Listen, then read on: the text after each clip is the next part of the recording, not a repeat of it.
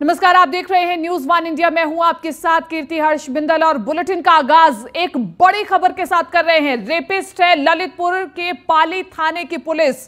पाली थाने के पुलिस कर्मियों पर रेप का दाग लगा है।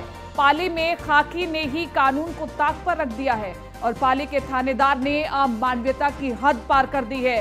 पाली के एसएचओ तिलकधारी सरोज शैतान बन गए हैं।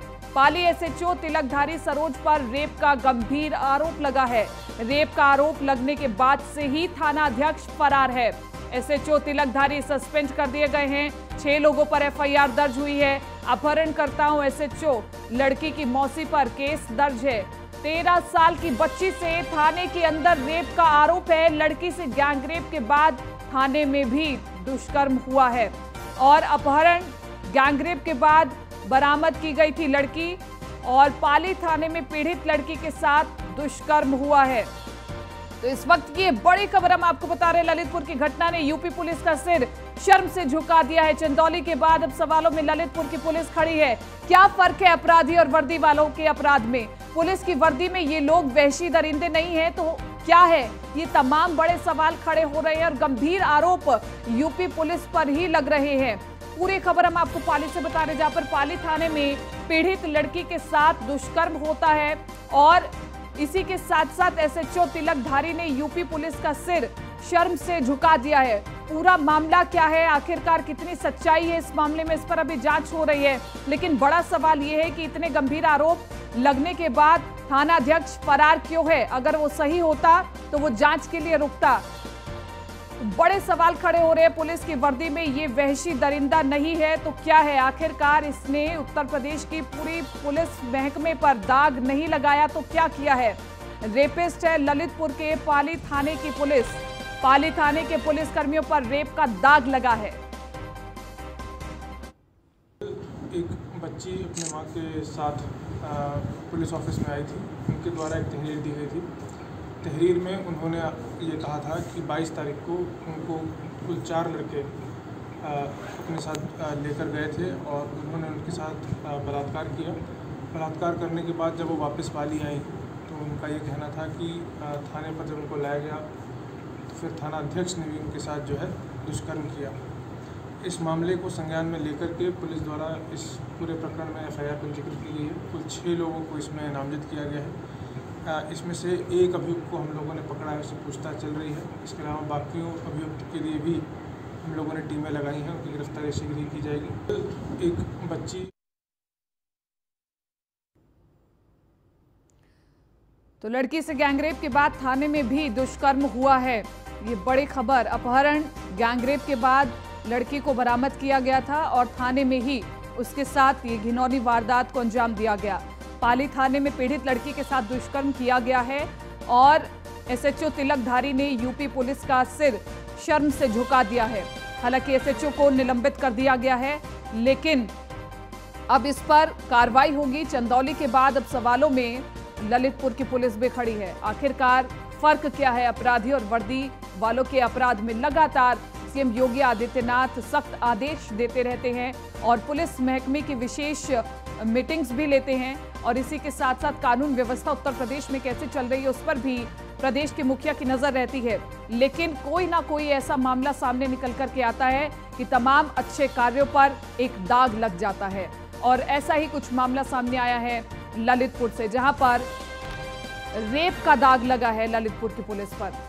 पाली थाने के पुलिस कर्मियों पर रेप का दाग लगा है।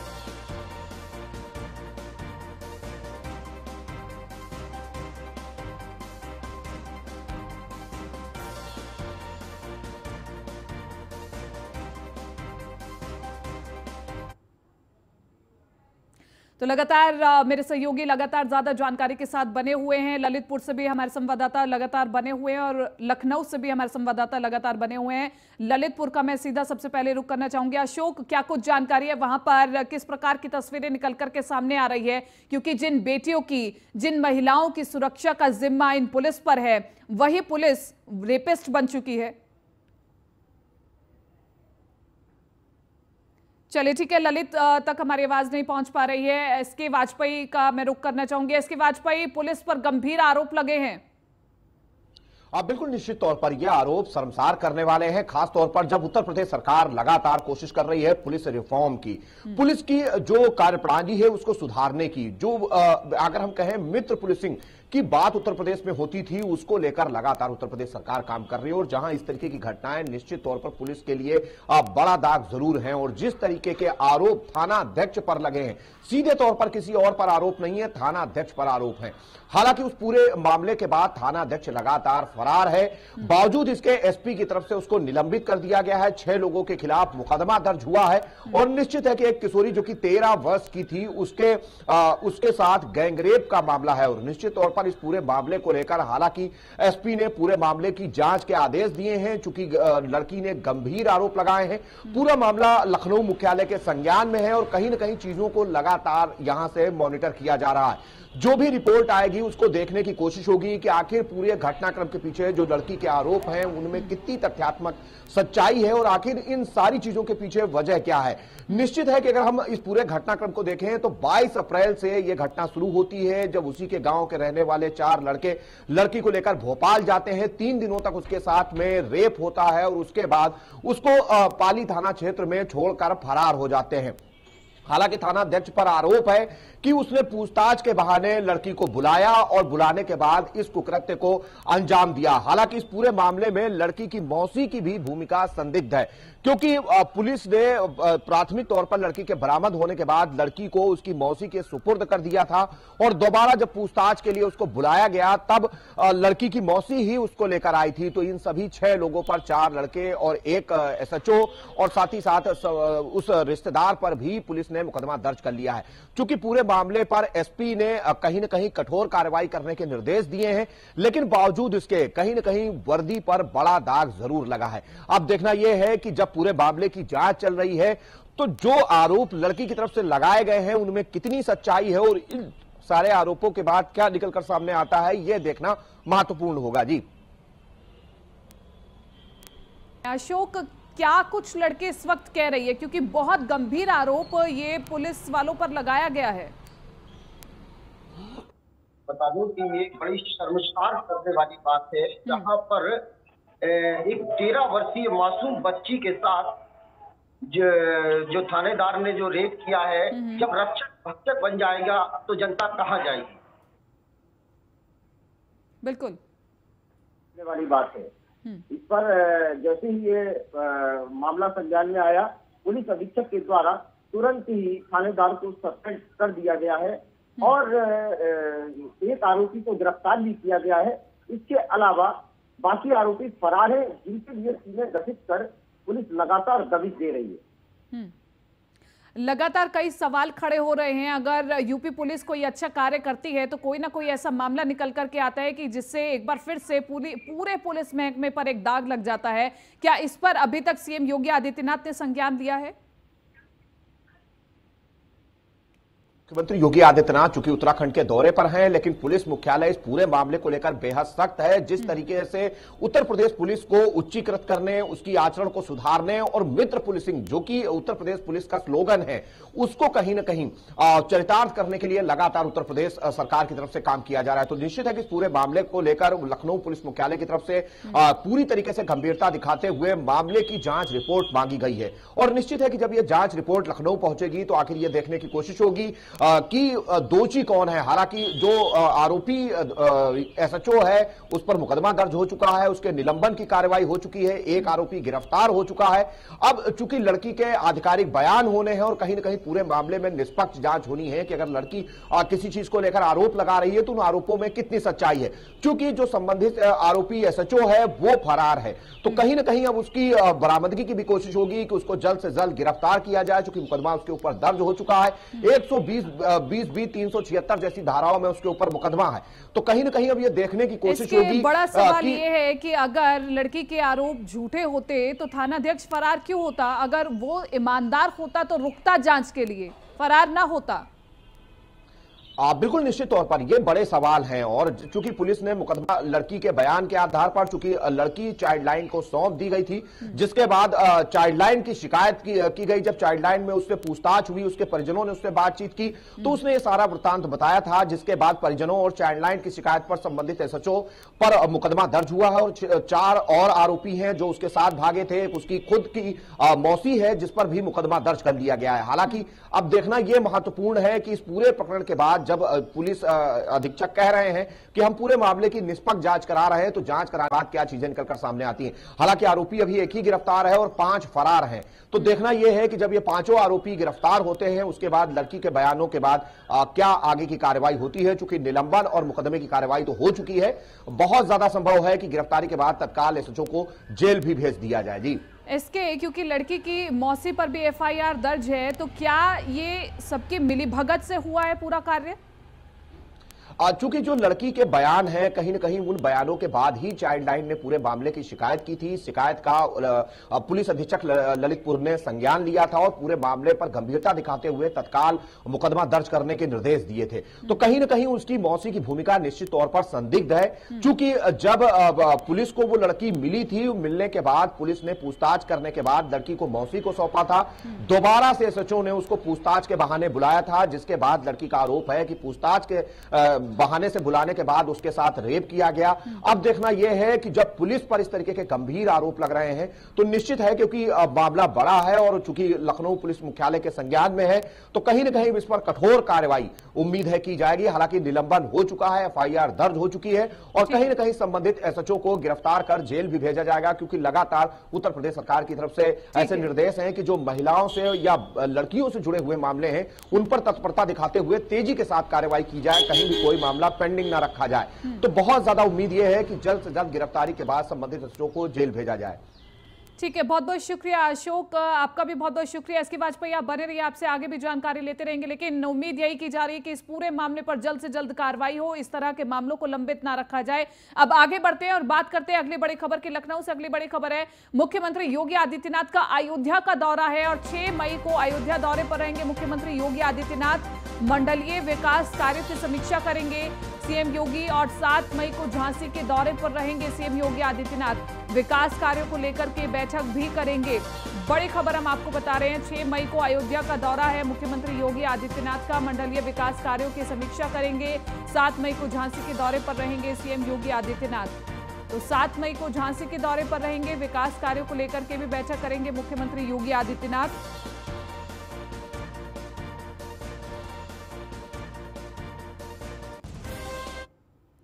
और इस खबर पर ज्यादा जानकारी के साथ मेरे संवाददाता लगातार लाइव बने हुए हैं एसके वाजपेयी। 6 मई का संभावित दौरा अयोध्या का, कई मंडलीय कार्य है जिस पर मुख्यमंत्री योगी आदित्यनाथ समीक्षा बैठक भी करेंगे। इसके अलावा और क्या कुछ महत्वपूर्ण रहने वाला है उनके इस दौरे में?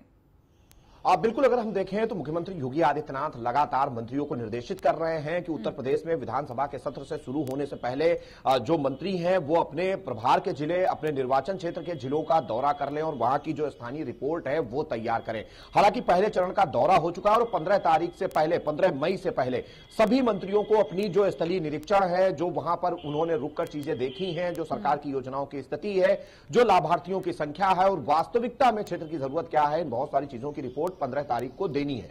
और उसके बाद मुख्यमंत्री योगी आदित्यनाथ स्वयं दौरा करने जा रहे हैं और कहीं न कहीं चूंकि वो उत्तराखंड के दौरे पर रहे हैं, उत्तराखंड के दौरे से लौटने के बाद वो अयोध्या और झांसी मंडल का दौरा करेंगे। अयोध्या का दौरा 6 मई को है और यह ज्यादा महत्वपूर्ण इसलिए हो जाता है क्योंकि मुख्यमंत्री योगी आदित्यनाथ लगातार भगवान राम के मंदिर को लेकर पूरी तरीके से सजग है और अंतरराष्ट्रीय पर्यटन नगरी के रूप में अयोध्या को कैसे विकसित किया जाए उस पर लगातार काम कर रहे हैं। तो कहीं न कहीं जब मुख्यमंत्री योगी आदित्यनाथ वहां पहुंचेंगे तो वहां के मंडलीय अधिकारियों के साथ एक समीक्षा बैठक भी होगी। क्या एक्शन प्लान है, किस तरीके से सुरक्षा के इंतजामात हैं, अब तक काम की स्थिति क्या है, श्री राम एयरपोर्ट चूंकि अंतरराष्ट्रीय एयरपोर्ट वहां पर बन रहा है उसकी अब तक की स्थिति क्या है, इन बहुत सारे विषयों को लेकर अधिकारियों से फीडबैक लेंगे। और दूसरा उनका दौरा झांसी मंडल का होगा, चूंकि बुंदेलखंड में लगातार चाहे वो डिफेंस कॉरिडोर हो या उसके अलावा जो घर घर जल और उसके जो रोजगार से सृजन की जो योजनाएं लगातार उत्तर प्रदेश सरकार की तरफ से खासतौर पर बुंदेलखंड के क्षेत्र के लिए चलाई जा रही हैं, कहीं कहीं ना कहीं उनसे जुड़ी हुई चीजों को लेकर जो झांसी मंडल के अधिकारी हैं उनके साथ भी बैठक करेंगे। तो ये महत्वपूर्ण दौरे हैं जब मुख्यमंत्री पहले ही मंत्रियों को ये प्रभार दे चुके हैं, उसके बाद वो स्वयं इस स्थलीय निरीक्षण पर निकल रहे हैं। जी ठीक है, एसके वाजपेयी आप बने रहिए, आपसे आगे भी और जानकारी लेंगे। तो ये महत्वपूर्ण अपडेट्स आपने दी है, जो भी संभावित आगे कार्यक्रम रहने वाला है मुख्यमंत्री योगी आदित्यनाथ के। इसी के साथ आगे बढ़ रहे हैं, बात कर लेते हैं एक और बड़ी खबर की। लखनऊ से अगली बड़ी खबर है, अप्रैल महीने में गेहूं खरीद से जुड़ी हुई बड़ी खबर हम आपको बता देते हैं, बड़ी अपडेट आपको बता देते हैं। पिछले साल की तुलना में इस साल खरीद कम हो गई है। लक्ष्य के सापेक्ष 12% ही गेहूं खरीद हो सकी है। इस साल अप्रैल में करीब 12% ही खरीद हुई है। यूपी में सरकारी खरीद लगभग 12% ही रही। पिछले साल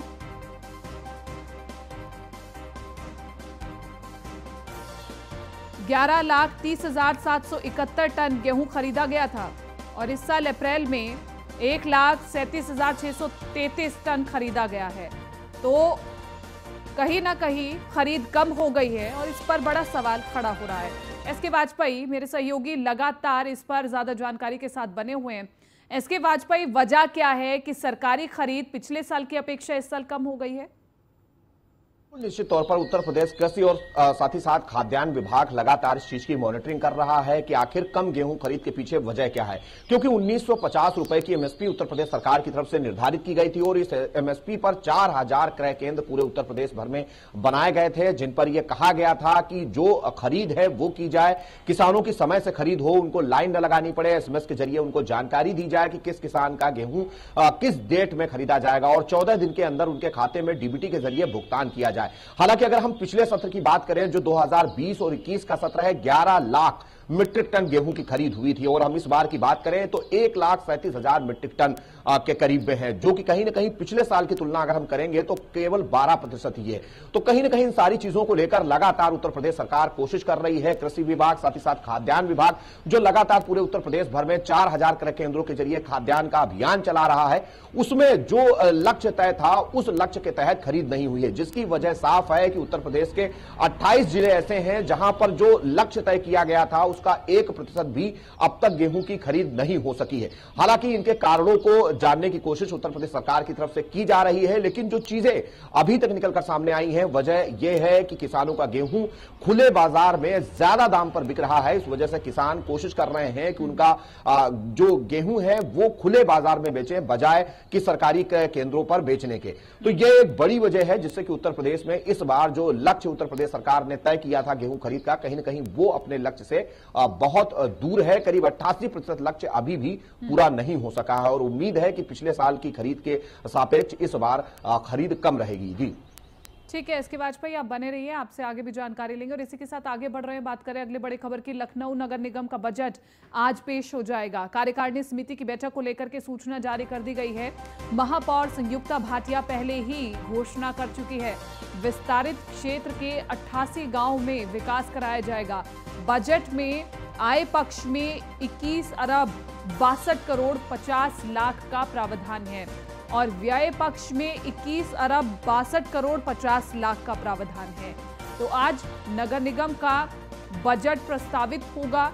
बजट में आय पक्ष में 21 अरब 62 करोड़ 50 लाख का प्रावधान है। एसके वाजपेयी लगातार बने हुए हैं ज्यादा जानकारी के साथ संवाददाता। एसके वाजपेयी, आज बजट पेश होगा और नगर निगम के लिए बहुत महत्वपूर्ण दिन है आज का।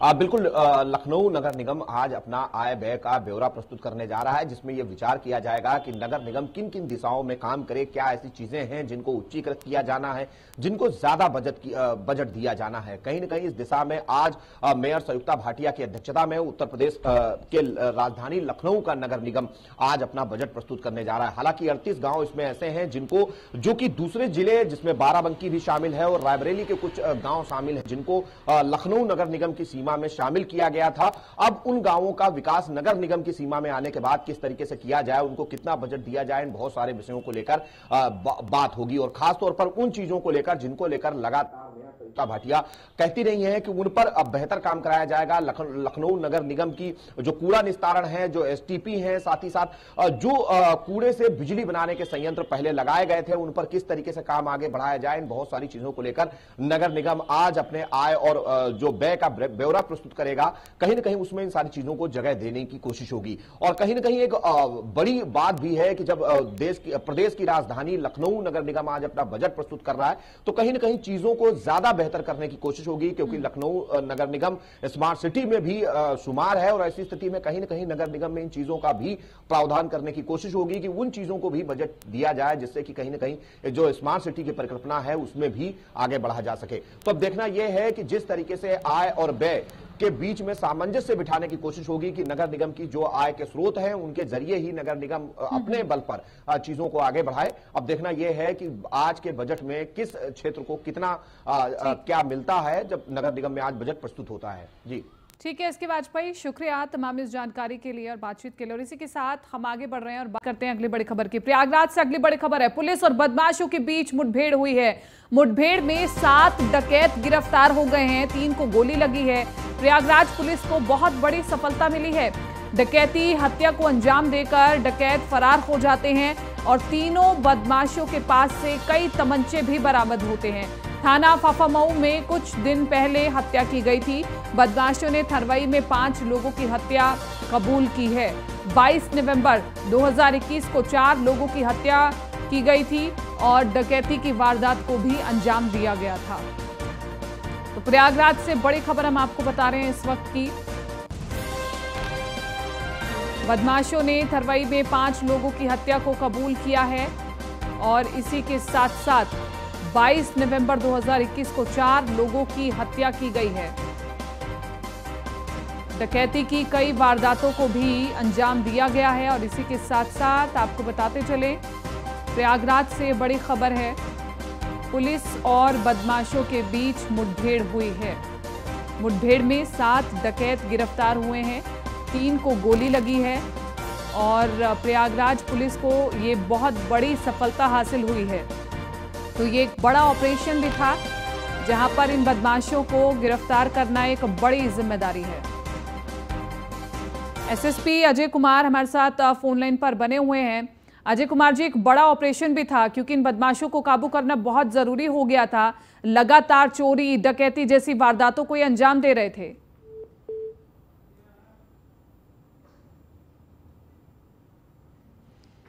तो एक बार दोबारा से जुड़ने की कोशिश करेंगे। प्रयागराज से ये बड़ी खबर हम आपको बता रहे हैं जहां पर ये बड़ी सफलता हासिल की है पुलिस महकमे ने और बदमाशों को गिरफ्तार किया है। 3 बदमाश जो फरार चल रहे थे उनको गिरफ्तार किया गया है। पुलिस और बदमाशों के बीच में हुई मुठभेड़ और मुठभेड़ में 7 डकैत को गिरफ्तार किया गया है। 3 को गोली लगी है। प्रयागराज पुलिस को बड़ी सफलता हासिल हुई है। डकैती हत्या को अंजाम देकर के डकैत फरार हो जाते थे। तीनों बदमाशों के पास से कई तमंचे भी बरामद हुए हैं। थाना फाफामऊ में कुछ दिन पहले ही हत्या इन बदमाशों ने की थी। बदमाशों ने थरवई में 5 लोगों की हत्या को कबूल किया है। 22 नवंबर 2021 को 4 लोगों की हत्या भी की गई थी और डकैती की कई वारदातों को अंजाम ये बदमाश दे चुके हैं। तो इस वक्त की बड़ी खबर, ये बड़ा ऑपरेशन प्रयागराज पुलिस की ओर से चलाया जा रहा था कि बदमाशों को जल्द से जल्द काबू कर लिया जाए, क्योंकि इन बदमाशों ने कई डकैती की वारदातों को अंजाम दिया है और इसी के साथ साथ हत्या की वारदात को भी अंजाम दिया है। पुलिस और बदमाशों के बीच मुठभेड़ हुई और इस मुठभेड़ में 7 डकैत को गिरफ्तार कर लिया गया है। 3 को गोली लगी है और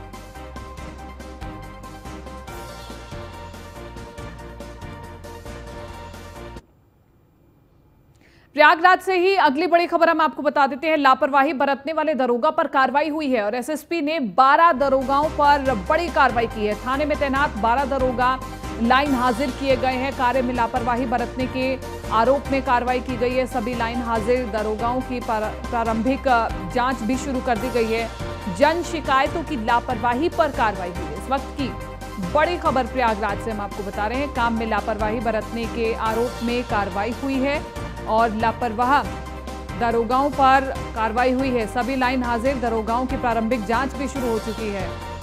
आलोक मालवीय बने हुए संवाददाता फोन लाइन पर। आलोक मालवीय, जो लापरवाह दरोगा हैं उन पर कार्रवाई हुई है। जी बिल्कुल, देखिए एसएसपी का सख्त रुख सामने आया है। जिस तरह से लगातार संगम नगरी प्रयागराज में आपराधिक घटनाएं बढ़ रही थी, मर्डर हो रहे थे, इस बात को लेकर एसएसपी अजय कुमार ने सख्त रुख अख्तियार किया है। इसके साथ ही उन्होंने बड़ी संख्या में 12 पुलिसकर्मियों को लाइन हाजिर करते हुए एक कड़ा संदेश देने की कोशिश की है कि संगम नगरी प्रयागराज में जिस तरह से अपराध बढ़ते रहेंगे तो वह पुलिसिया कार्रवाई भी करेंगे। इसके साथ ही आज सुबह पुलिस मुठभेड़ में 7 लोगों को पुलिस ने गिरफ्तार किया है, जिनमें से 3 लोगों के पैर में गोली लगी है। तो इस समय पुलिस अपने सख्त रुख पर है और जो जिले के कप्तान है उन्होंने सख्त रुख अख्तियार किया है, जिस वजह से अब अपराधियों के ऊपर नकेल कसने का प्रयास शुरू कर चुके हैं। अब देखना यह होगा कि शहर में हत्याओं और घटनाओं का सिलसिला रुकता है कि आगे बढ़ता रहता है। जी ठीक है आलोक, बहुत बहुत शुक्रिया तमाम इस जानकारी के लिए।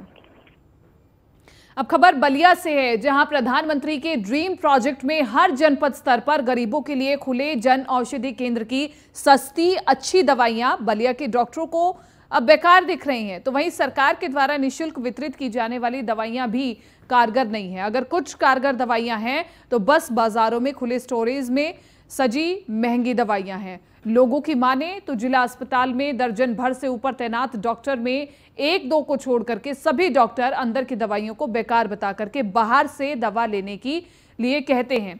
और इस पूरे मामले में डॉक्टर की मिलीभगत से गोरख धंधा फल फूल भी रहा है और पूरा सिस्टम मूक दर्शक बना हुआ है। मैं डॉक्टर साहब के यहाँ अनुराग सिंह डॉक्टर साहब के यहाँ दिखाया और दवा यहाँ से जब औषधि केंद्र से लेने आया तो उनसे पूछा तो बोला कि नहीं, यहाँ से दवा बिल्कुल मत लीजिए, यहाँ से दवा बिल्कुल नहीं लेना है, बाहर से दवा ले लीजिए। कहाँ का दवा नहीं लेना है? ये जो जन औषधि केंद्र बलिया चिकित्सालय में खुला है उसमें दवा मत लीजिए। क्यों नहीं लीजिए?